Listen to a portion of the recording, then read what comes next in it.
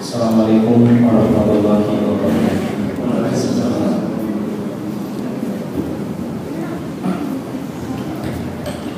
Innal hamdalillah nahmaduhu wa nasta'inuhu wa nastaghfiruh wa na'udzu billahi min shururi anfusina wa min sayyiati a'malina. May yahdihillahu fala mudilla lahu wa may yudlil fala hadiya lahu.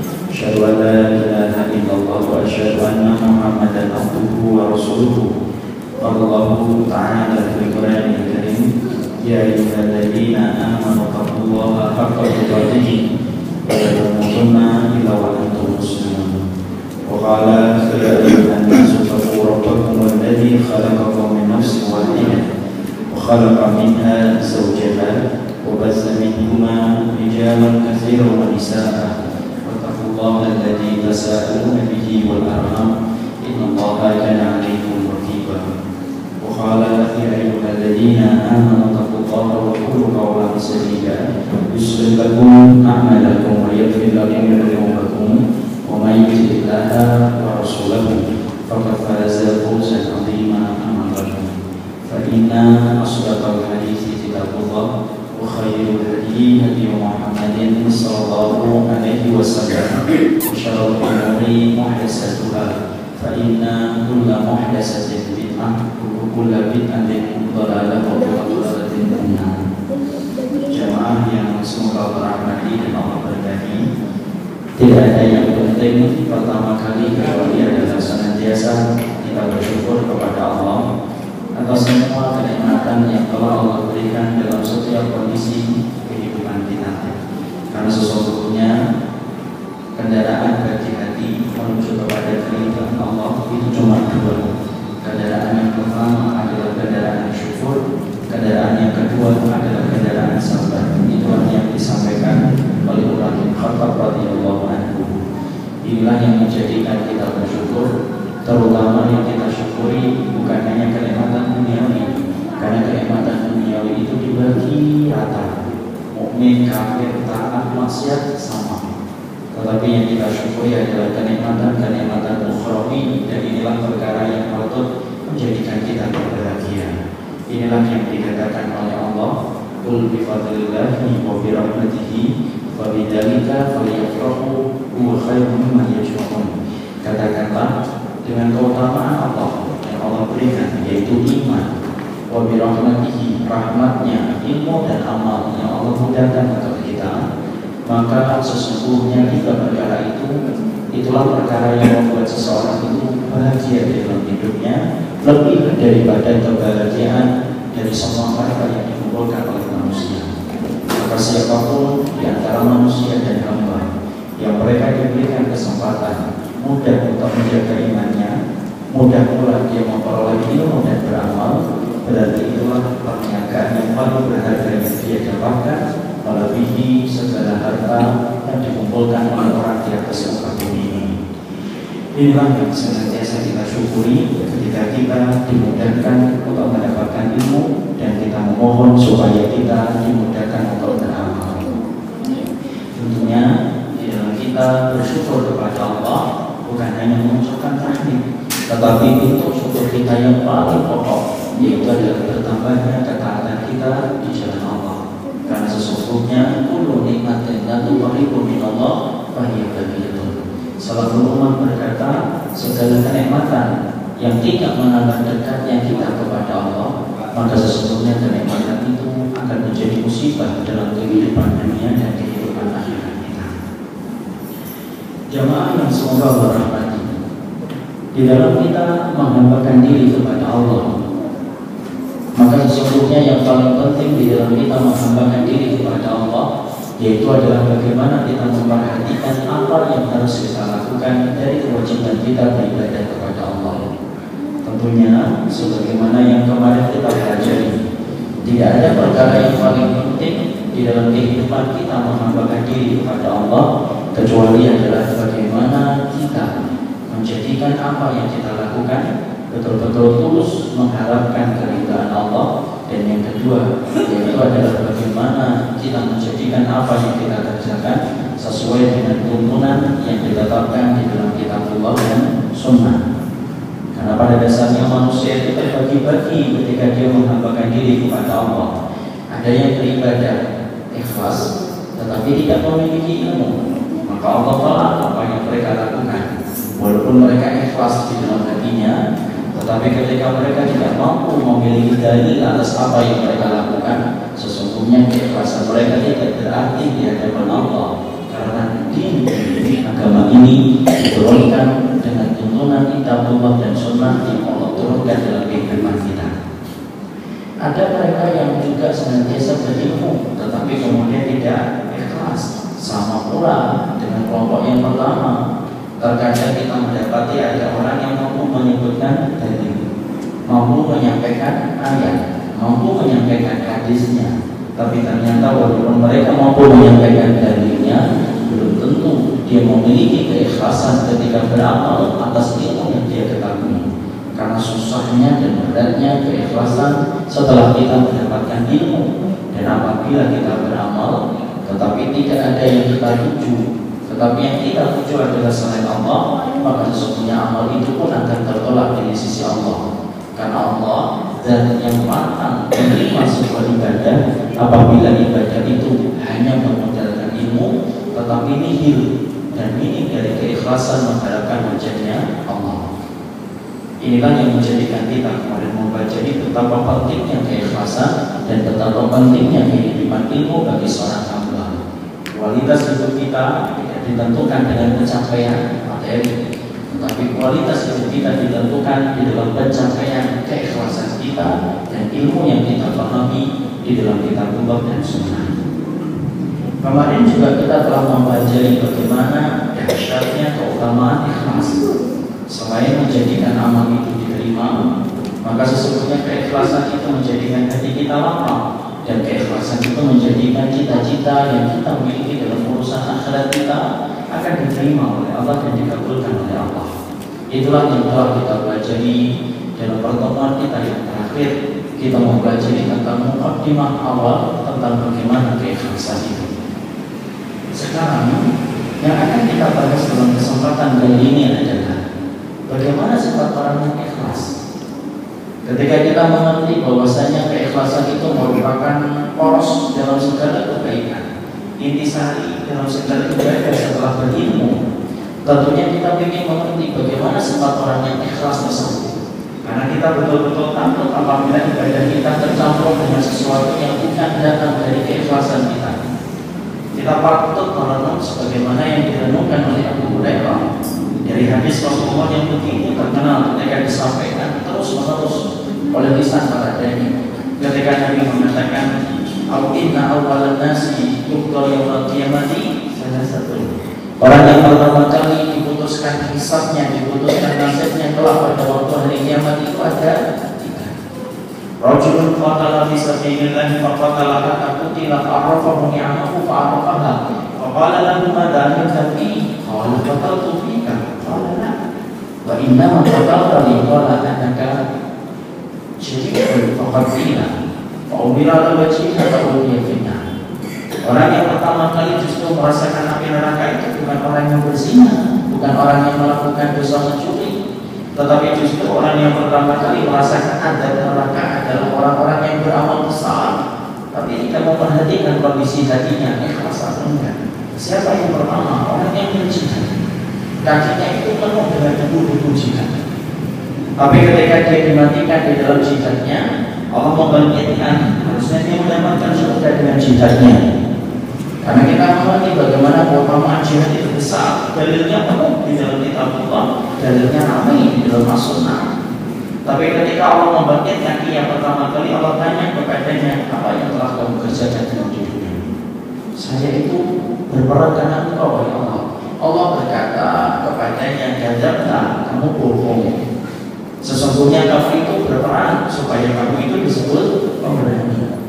Orang-orang itu menyebut kamu pemberani setelah kamu mati. Itu kan yang kamu inginkan. Lalu kemudian disyaratnya wajahnya dilemparkan ia ke dalam neraka. Pertama kali sebelum orang-orang musyrik dan berdosa merasakan api neraka ketika dia salah meletakkan niatnya. Orang yang aneh, sekalipun para asatid, sekalipun itu para masyayikh, belum tentu dia ikhlas.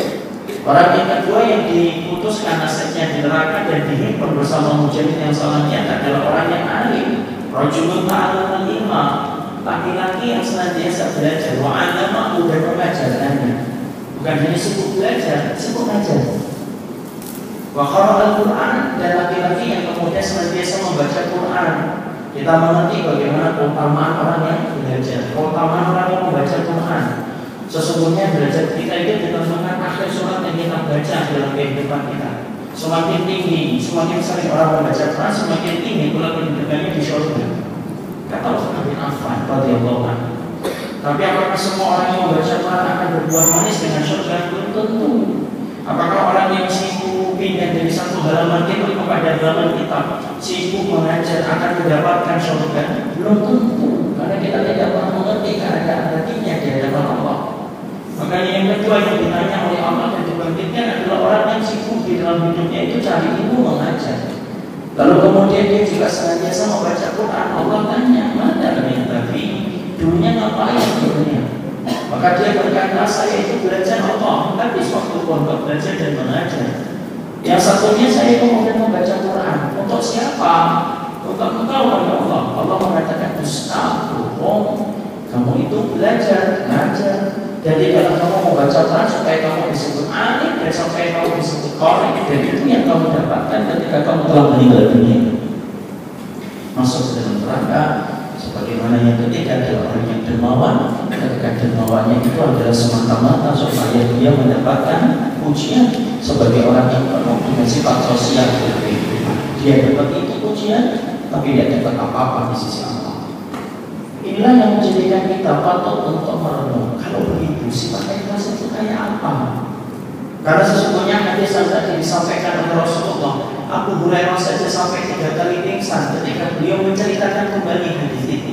3 kali pingsan seorang Abu Hurairah ketika menyampaikan hadis ini, kecuali karena beratnya mengamalkan hadis ini dalam kehidupan beliau.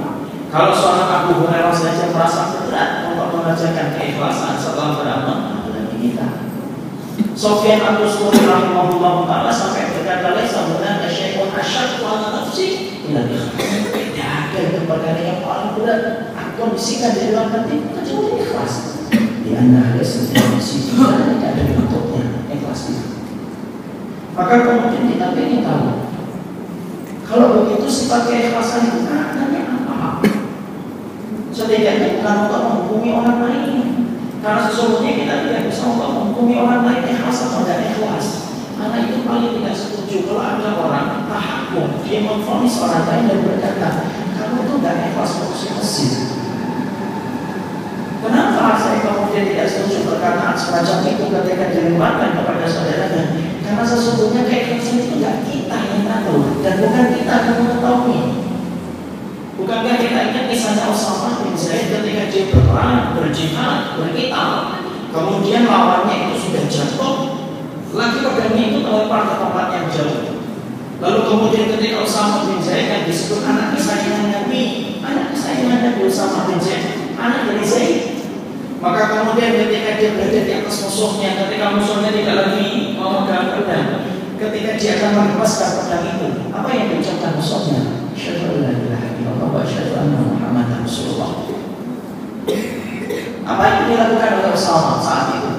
Maka kemudian dia tetap memenggal kepala orang itu dan akhirnya terbunuh. Berita itu sampai ke telinga Nabi dan Nabi marah.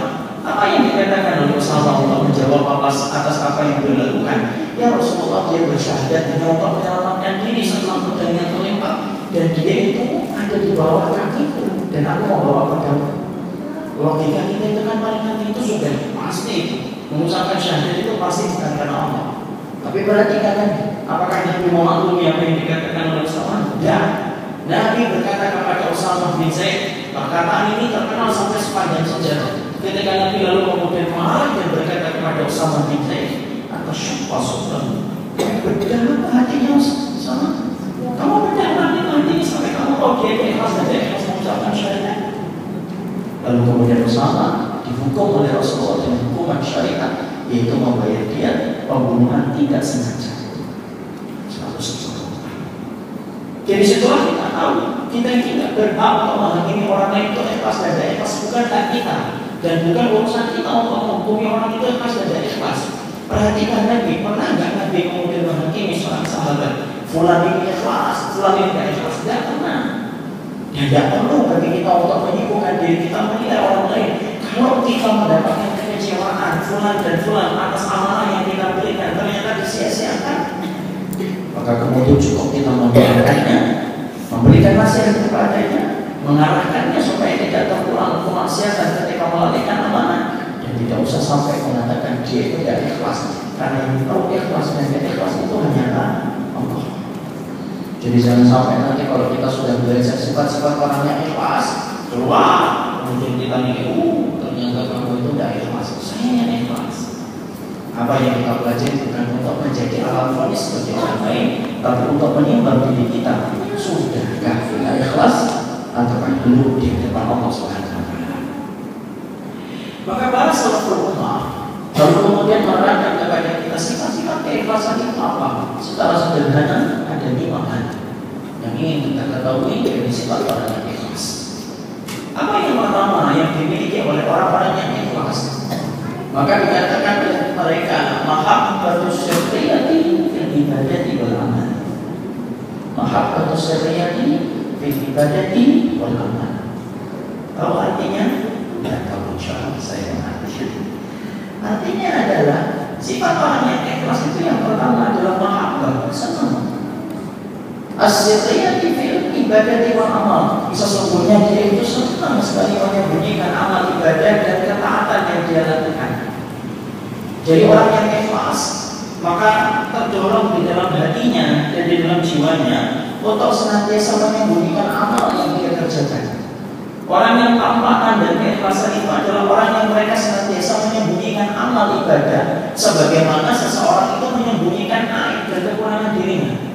Kita selaku orang awam itu kan paling suka kalau aib kita tutup-tutupin. Kita punya baju sobek, ya kita tutupin yang sobek itu.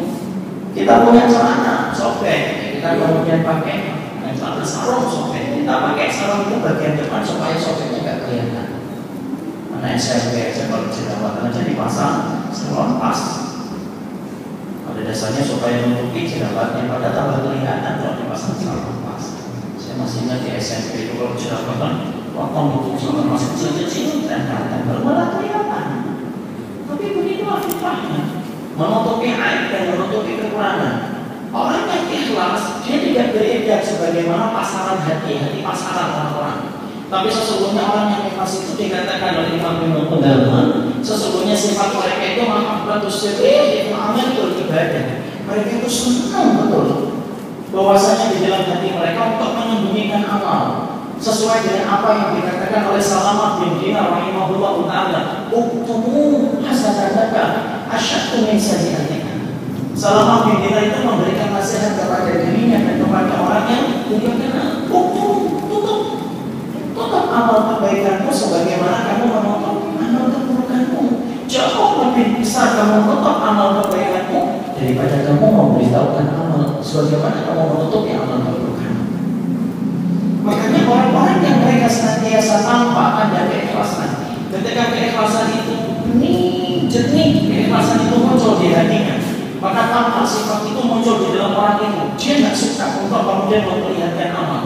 Dia merasa tidak tenang ketika memperlihatkan amal, sebagaimana tidak tenangnya Umar bin Khattab radhiyallahu anhu di dalam kitab Sifatus Shalah diterangkan ketika diikuti oleh Talha untuk mengetahui apa sih yang dilakukan oleh Umar ketika malam itu. Umar bin Khattab berhenti dan marah kepada Talha, ya Talha, apa yang kamu lakukan? Biarkan aku bersama Rabbku dengan amalanku di waktu malam. Tinggalkan baik Talha.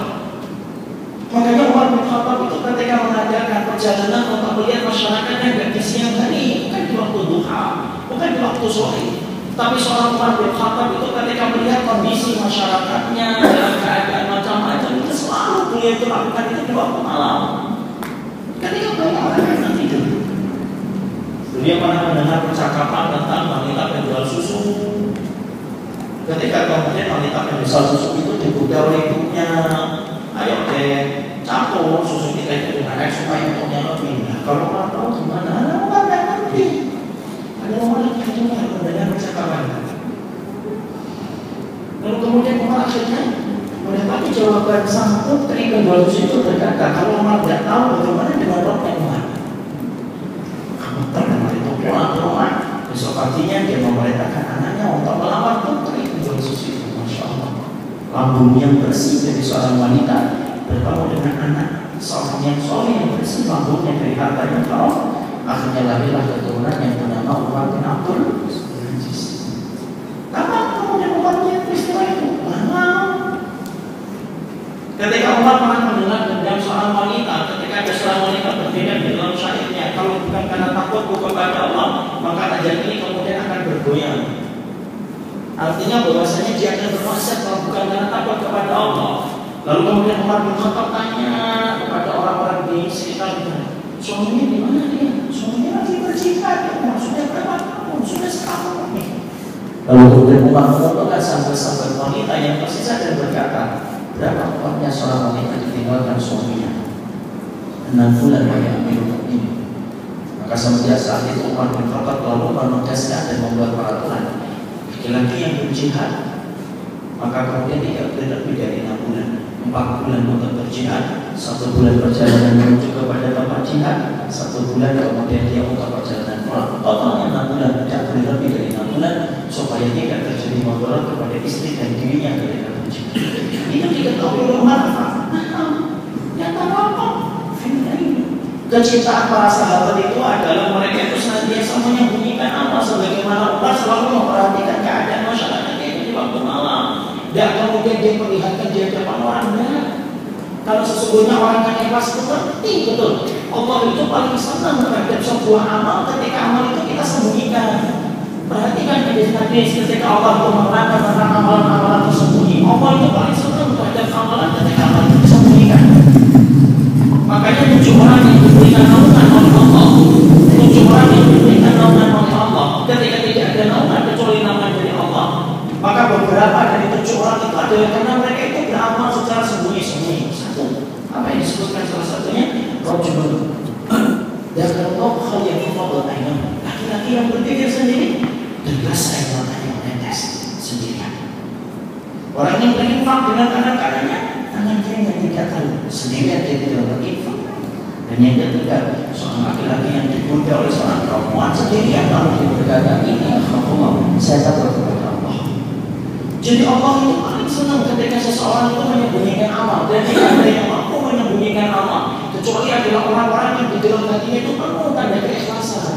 Kita kalau memamerkan amal kita di hadapan manusia, apa yang kita hadapi dari manusia itu? Apa yang kita petik dari ucapan manusia? Cuma pujian tak dari hati. Apakah manusia itu akan memberikan nafas bagi kita? Tidak. Apakah manusia akan memberikan rezeki setiap hari dan setiap waktu itu kita? Tidak. Manusia itu hanya bisa mencipta banget seperti bakteri. Tetapi barang siapa orang yang kemudian mereka mengerjakan sebuah amal, dia tujukan hanya kepada Allah. Allah dan yang patut dan pantas untuk membalas semua amal kebaikan itu. Ini yang dilakukan oleh para salafus ulama, mereka menyembunyikan amal. Betul-betul mereka sembunyikan amal. Sebagaimana cicitnya Nabi Zainal Abidin rahimahullah ta'ala, beliau itu menyembunyikan amal sampai puluhan tahun. Dan ada yang tahu amalan beliau kecuali ketika pas meninggal, baru kemudian ketahuan amal itu dilakukan oleh beliau. Bagaimana bisa terjadi? Yaitu para penduduk Madinah yang masih dalam keadaan fuqara, maka setiap waktu malam itu tiba-tiba mereka mendapati di depan pintu rumah mereka itu terdapat gandum. Mereka itu mengerti siapa yang menghadap itu ke rumah mereka setiap malamnya. Mereka bertanya-tanya selama bertahun-tahun, siapa yang gandum ini ketika kita tidak sadar. Sampai kemudian Zainal Abidin rahimahullah ta'ala, atau yang disebut dengan Ali bin Hasan bin Ali radhiyallahu anhu, itu kemudian meninggal dunia. Ketika kemudian dibuka pakaiannya, Masya Allah, para tabi itu kaget mendapati punggungnya Zainal Abidin, cicitnya Nabi ini kemudian hitam. Kemudian bertanya kepada keluarganya, kenapa ini kemudian hitam? Keluarganya tidak ada yang tahu kenapa ini hitam. Pertanyaan atas ini baru terjawab setelah beberapa hari para fuqara dan masakin, lalu kemudian mereka itu berkata, kami setelah mendapati Zainal Abidin itu meninggal dunia, maka gandum-gandum yang kami dapatkan setiap malam dan setiap pagi ketika kami membuka pintu setelah kematian Zainal Abidin, maka kami tidak lagi mendapatkan gandum itu setelah meninggalnya Zainal Abidin rahimahullah. Masya Allah. Barulah kemudian mereka mampu menjawab yang mau berkumpulnya Zainal Abidin rahimahullah ta'ala itu menghitam disebabkan kebiasaan beliau memikul palu itu atau bergandum itu setiap malamnya tanpa ada yang tahu, sampai keluarganya pun tidak ada yang tahu apa yang dilakukan oleh beliau. Masya Allah. Makanya kemudian ada seorang tapi puasa 40 tahun sampai istrinya saja tidak ngerti orang dia puasa. Subhanallah. Saya sampai sekarang susah memahami bagaimana puasa 40 tahun istrinya tidak tahu. Tapi begitu yang dikatakan di dalam kitab Sifatus Shofar. Ada kemudian Dawud bin Hindun itu kemudian puasa 40 tahun itu keluarganya tidak tahu kalau dia puasa. Tapi begitulah para ulama terdahulu, mereka menyembunyikan amal, mereka sembunyikan amal. Semakin mereka itu memendam amal mereka di dalam tanah-tanah kehidupan mereka, maka setelah mereka meninggal, Allah yang meninggikan cerita-cerita kehidupan mereka secara utuh dalam kehidupan kita. Kalau mereka menyembunyikan, kok ceritanya sampai ke kita ya Ustaz ya? Karena sesungguhnya Allah yang menyampaikan kisah itu kepada kita karena keikhlasan mereka. Maha putusnya ya. Makanya kemudian kalau kita ingin mengasah hati kita itu apa? Coba perhatikan amalmu yang tersembunyi itu apakah lebih banyak daripada amalmu yang terlihat oleh orang atau enggak? Sofyan bin Uyainah sampai berkata, "Idza al-alaniyatu aktsar min as-sarirati fa huwa nifaqun." Idza kana al-alaniyatu, apabila amalmu yang terlihat oleh banyak orang itu lebih banyak daripada amalmu yang kamu sembunyikan as-sarirah fa huwa nifaqun, maka itu tanda kemunafikan. Jadi ada orang yang beramal, ternyata amal yang dilakukan itu, yang dilakukan secara terang-terangan itu jauh lebih banyak daripada amal yang dia sembunyikan. Kata Sofyan bin Uyainah, itu tanda nifaq. Idza kana alamiyatu wafaqat ala sarirati wa anna. Kalau ada orang yang amalannya yang terlihat dengan amalan yang tersembunyi sama, itulah yang keadilan. Fa'idha kana sariratul aktsar minal alamiyati fa huwa mukhlisun. Tapi pada siapa amalnya yang disembunyikan jauh lebih banyak daripada amal yang dia perlihatkan, maka itulah tanda keikhlasan. Makanya kalau kita kemudian bertanya perkara apa yang bisa mengasah hati kita, coba sering-seringlah berlatih beramal ketika tidak ada orang yang kenal dengan kita.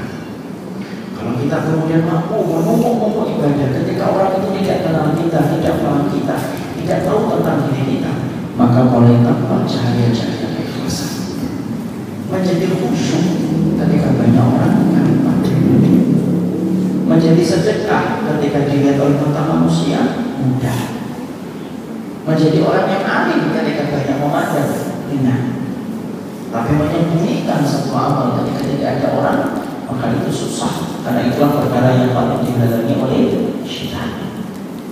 Syaitan itu tidak suka kalau ada orang yang beramal sembunyi-sembunyi. Makanya dia itu dorong manusia itu supaya kemudian amal itu melihat. Makanya terkadang kita tidak sadar. Kita lihat hari ini berbagai macam fasilitas teknologi itu membuat kita itu sering memperlihatkan amal-amal kita terasa.